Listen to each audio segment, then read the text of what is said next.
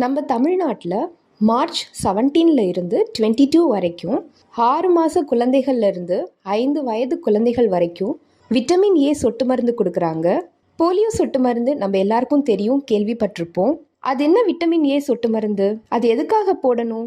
இந்த ஜென்ரேஷனில் நிறைய ஸ்கூல் படிக்கிற குழந்தைங்க பவர் கிளாஸ் போடுறாங்க.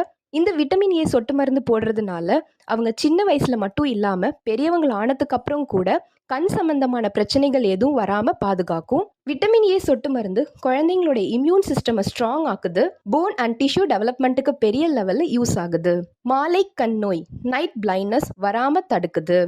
உங்க வீட்டில் 5 வயசு கீழே உள்ள குழந்தைங்க இருந்தா உடனே உங்க வீட்டுக்கு பக்கத்துல உள்ள பிரைமரி ஹெல்த் சென்டர் அப்படி இல்லைன்னா அங்கன்வாடியில போய் நீங்க இந்த விட்டமின் ஏ சொட்டு மருந்தை போட்டுக்கோங்க.